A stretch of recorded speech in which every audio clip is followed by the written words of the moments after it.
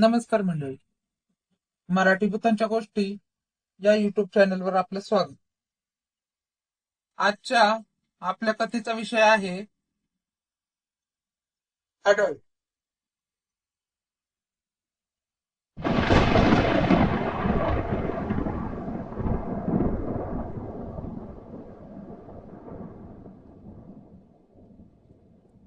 ही कथा मला माझ्या गावातील मित्राने सांगितली होती.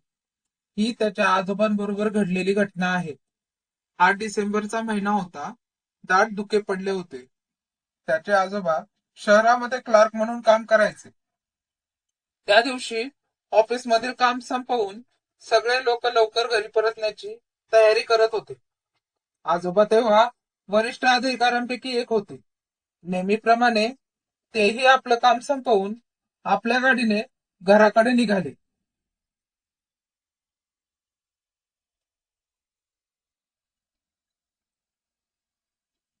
त्यांना बाजारातून काही सामान घ्यायचे होते, म्हणून ते बाजाराच्या दिशेने जाऊ लागले.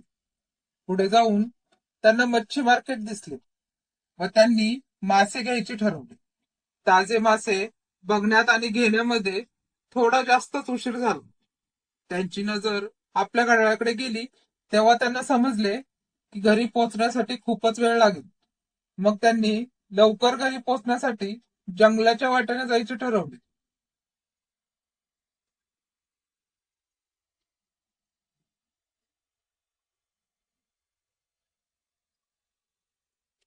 मग त्यांनी आपला रस्ता बदलला आणि जंगलाच्या दिशेने गाडी वळवली.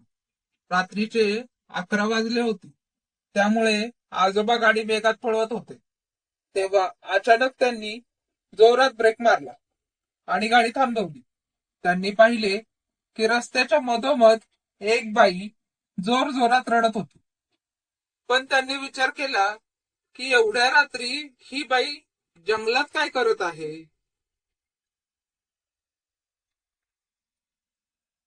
पण त्यांना वाटले की ही कोणत्या मजुराची बायको असेल आणि त्याच्याशी भांडून ही इथे पळून आली असेल.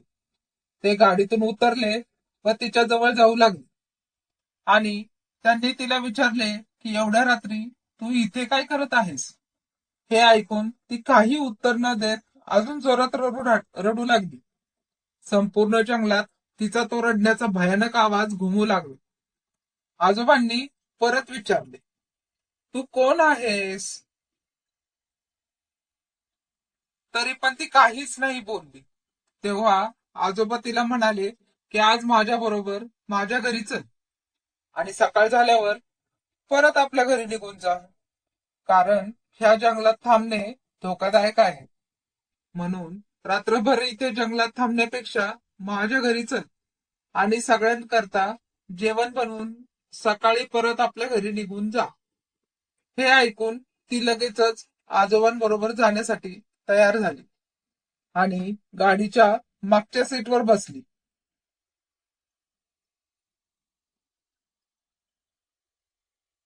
आजोबांनी तिचा चेहरा बघण्याचा प्रयत्न केला, पण तिने तिचे तोंड साडीच्या पदराने झाकून ठेवले होते. काही वेळात गाडी घराजवळ आली. घरातील सगळे कधीपासून त्यांची वाट पाहत होते. गाडी थांबताच त्यांच्या आईने त्यांना विचारले की आज अचानक एवढा उशीर का झाला. तेव्हा आजोबांनी सगळी घडलेली घटना त्यांच्या आईला सांगितली आणि सांगितले की आज रात्री जेवण हिच्याकडून बनवून घ्या आणि सकाळी ती परत आपल्या घरी निघून जाईल. एवढ्या रात्री ही बिचारी जंगलात एकटी कुठे भटकली असती, म्हणून मी हिला माझ्या सोबत घरी घेऊन आलो. पण त्यांच्या आईला त्या बाईवर थोडासा संशय आला की ही कोण, चोर तर नसेल, किंवा रात्री सगळे झोपल्यानंतर ही काही चोरणार तर नाही ना. पण मुलाचं म्हणून कसं टाळणार.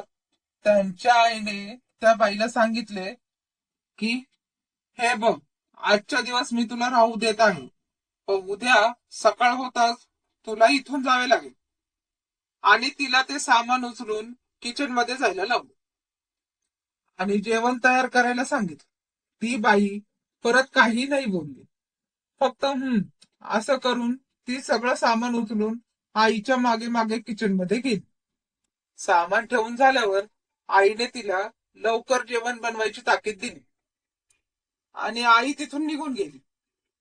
पण त्यांना अस्वस्थ वाटत होते. परत काही वेळाने त्या किचन मध्ये ती बाई काय करत आहे हे बघण्यासाठी गेल्या आणि आईला तिचा चेहरा सुद्धा बघायचा होता.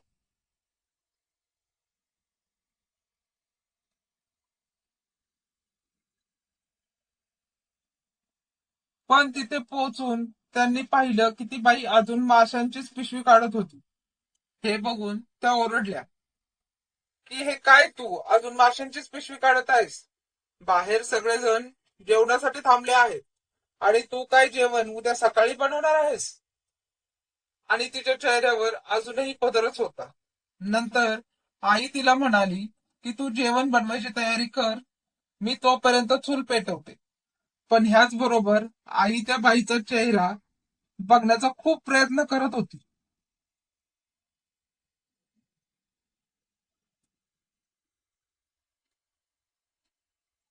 पण ती जेवढा प्रयत्न करायची तेवढा ती बाई पदर अजून वर ओढून घ्यायची स्वतःच्या चेहऱ्यावर. शेवटी आईने नाईलाजाने त्या बाईला म्हणाली की हे बघ, मी तुला चूल पेटवली आहे, आता तू लवकर जेवण बनव आणि काही गरज पडली तर बोल. तरी पण ती बाई काहीच नाही बोलली. आईला वाटले इथून जाणेच चांगले राहील, नाहीतर माझाही वेळ वाया जाईल. आणि त्यांना वाटले की ती बाई अनोळखी माणसांना घाबरतही असेल. हा सगळा विचार करून आई बाईला म्हणाली की मी येते लवकर, तू जेवण बनवून ठेव, आणि तिथून निघून गेली. त्या अजूनही अस्वस्थच होत्या.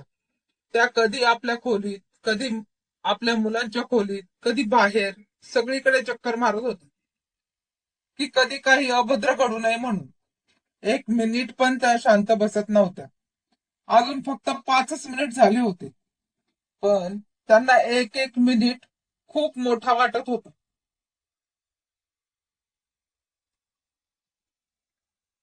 वेळ जातच नव्हता. 8 मिनिटे खूप मुश्किलीने गेले. तेवढ्यात त्यांना काहीतरी जाणवले आणि त्या लगेचच किचनकडे गेल्या. आणि तिथे पोचल्यावर त्यांना जे दिसले ते पाहून त्यांच्या डोळ्यांवर विश्वासच बसत नव्हता त्यांचा. किचन मध्ये भयानक दिसत होते. त्यांचे पाय हलतच नव्हते. त्यांच्याकडून न पुढे चालवले जात होते न मागे. हे दृश्य पाहून त्यांचे हृदय काम करण्याचे झाले होते. ती बाई त्यांच्या समोर बसून कच्च्या माशाचे लचके तोडत होती. पूर्ण किचन मध्ये रक्त आणि माशांचे तुकडे पडले होते. त्या बाईच्या तोंडावरूनही पदर सरकला होता.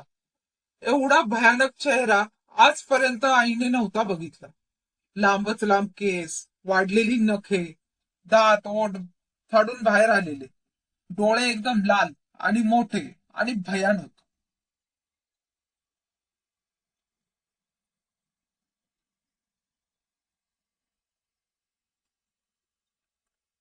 हे सर्व पाहून आईच्या काळजाचा थरकाप उडाला होता.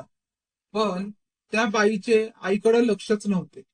एवढी ती बाई मासे खाण्यामध्ये मग्न होती आणि किचन मध्ये तिचा तो भयानक आवाज घुमत होता. किचन घरच्या मागच्या बाजूला असल्यामुळे घरातील लोकांचे तिथे लक्ष नव्हते. आईला काहीच सुचत नव्हते की काय करावे. त्यांना वाटले की जर मी ओरडले तर ही बाई घरातल्यांना काही नुकसान तर करणार नाही ना.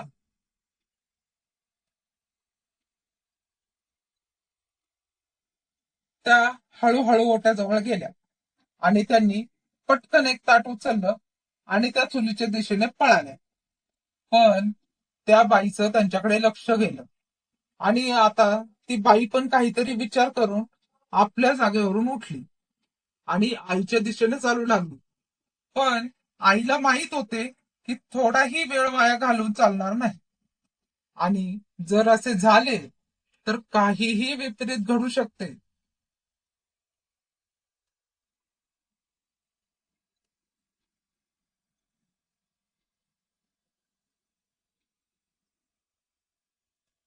त्या बाईने काही करायच्या आतच आई चुलीजवळ पोहोचली आणि तिने जळता कोळसा त्या ताटात भरून त्या बाईच्या अंगावर फेकला. त्यामुळे तिला भयंकर वेदना होऊ लागल्या आणि ती भयानक आवाज काढू लागली. आता ती एवढ्या जोरात ओरडत होती की तिचा आवाज बाहेरपर्यंत ऐकू येत होता. तो आवाज ऐकून घरातले बाकीचे लोक किचनच्या दिशेने पळाले.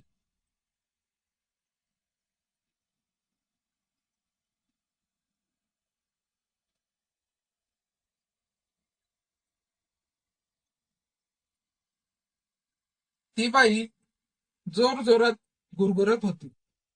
तो आवाज ऐकून आईने कान बंद करून घेतले, तरी सुद्धा आवाज येतच होता आणि ती आईला पकडण्यासाठी तिच्या जवळ येत होती. तोपर्यंत घरातील सगळे किचन मध्ये आले. एवढी गर्दी बघून ती बाई घाबरली आणि एकदम जोरात ओरडली. हा आवाज ऐकून सगळ्यांनी कान बंद करण्याचा प्रयत्न करू लागले आणि घाबरून ती बाई जंगलाच्या दिशेने पळत गेली आणि अदृश्य झाली.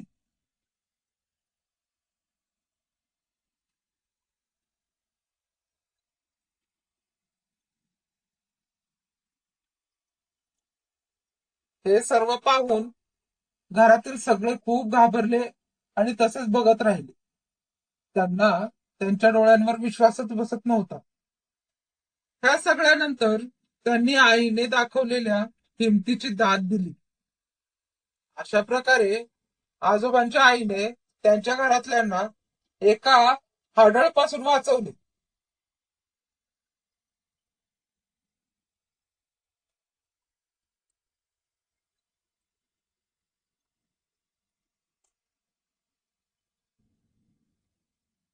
धन्यवाद.